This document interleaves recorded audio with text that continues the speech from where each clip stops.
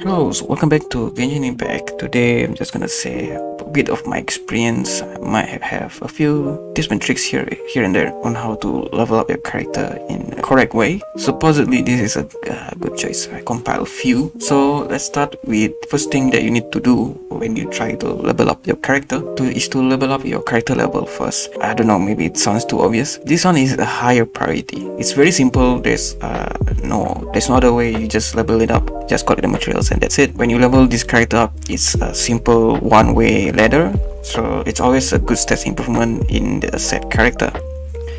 And the next one is talents level up. This is also a higher priority.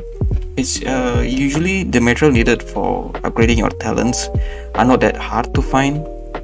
It's just that you might need to think about either to triple crown or not. For me, if you really like the character and don't mind to waste 1 or 2 crown, you can triple crown it. And as far as I know, we haven't got a character that have all 3 useful talents yet.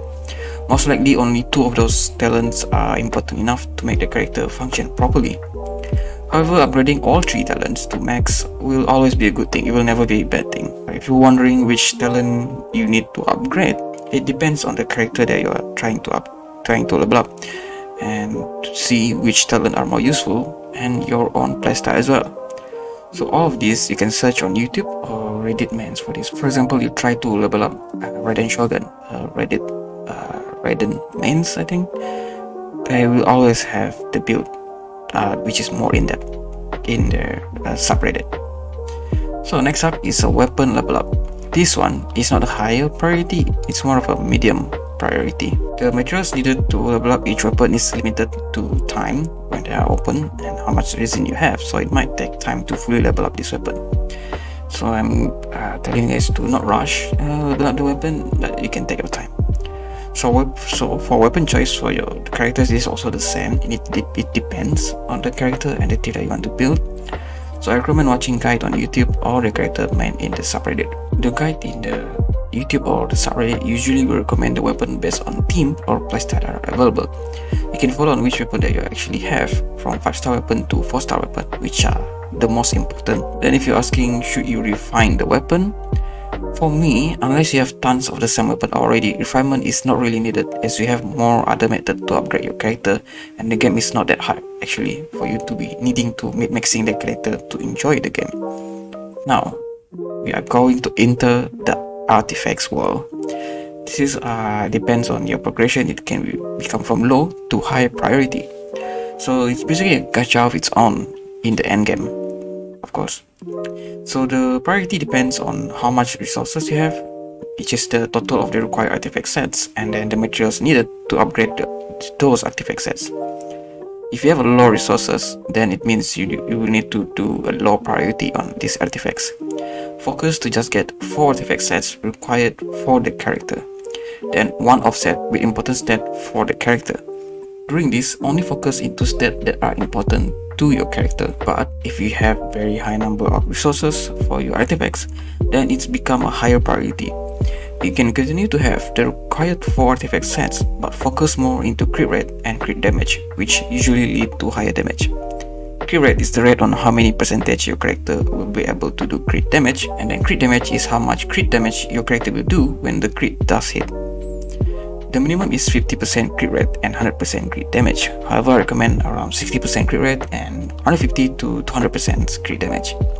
This will take time to reach, as having your desired stats is hard due to randomness. So since you are still in the artifacts, let's just say there's a few artifact tips for you guys here that you guys might not know. First, you can use the set filter option to only manage the artifact set you want for that character. Now, in the same filter, you can also click this symbol to filter what stat you want from those artifact sets. This flower symbol will show you the recommended artifact set combination based on what the total player base are using for that character. Keep in mind, this recommendation will take time to appear if the character just released. Recommended affix, I'm just calling this affix. Recommended affix is what stat are recommended for each of those 5 artifact type that you choose based on what the player base are using. I wouldn't recommend the fast equip function, as I prefer to know in details what my character artifact is. Also, the fast equip function with quick configuration use data used by the player base, which change depends on the time. You can use the compare option to see the difference between artifacts to see which artifact more worth for the character. You can lock artifacts to avoid them getting used as materials to upgrade other artifacts. If you have too many useless artifacts and lazy to farm another new set of artifacts, you can exchange it using crafting bench. So you just go to the strongbox option, choose the artifacts that you want, and choose what artifact you want to exchange it with. Do note, the stats and substat for each artifact is random, and this feature only available with 5-star artifacts. Now, let's talk about the defense stat in artifacts. Most players don't like these stats as not many characters need defense. One of the best artifacts is the one where there is no defense stats in it. However, me as a casual player, one defense stat is still okay. Unless when you level up the artifacts, it only level up the defense stats all the way to the end, which means the artifact doesn't improve at all unless your character do need the defense. So how do you filter the defense in artifacts? This is my opinion, but if there is only one defense stats in the artifact, it's still acceptable unless when leveling up the artifact, which is only affect the defense, which in turn making the artifact is useless. But what if you need to save artifacts that are needed for characters that need defense stats, probably in the future? Since it's very easy to gain defense stat in artifact, the subset, very easy to get, this wouldn't be a problem. You don't have to save the artifacts even if they have both defense substat. However, I would recommend to save artifacts that have defense main stat as it gives the highest defense stat. Now let's go to the tips and tricks for leveling up your character. First one is using the Serenity Pod. Serenity Pod can be used to buy materials to upgrade your character and the artifacts. You unlock this feature at certain level and quests in Liyue. Go to your pod, talk to Tabi, and then in Trust Rank option you can collect the daily realm coins which are used to buy the upgrade materials. The coin will replenish as time goes by and they have limits, so claim the coin whenever you have the chance to.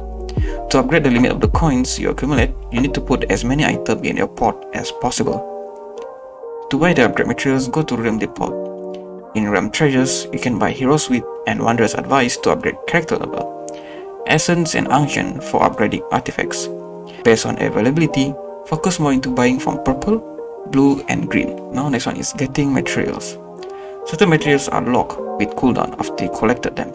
You can enter another player world and collect materials from their world. Don't forget to ask permission and say thanks as well. Keep in mind, depends on the materials, you might need to join the world with player with higher adventure rank, as low adventure rank player might haven't unlocked the area that have the materials you need yet. So that's it so far, to what I know based on my experience. I hope this video helped you somehow. It does help me a bit. So yeah, that's it. Thanks for watching.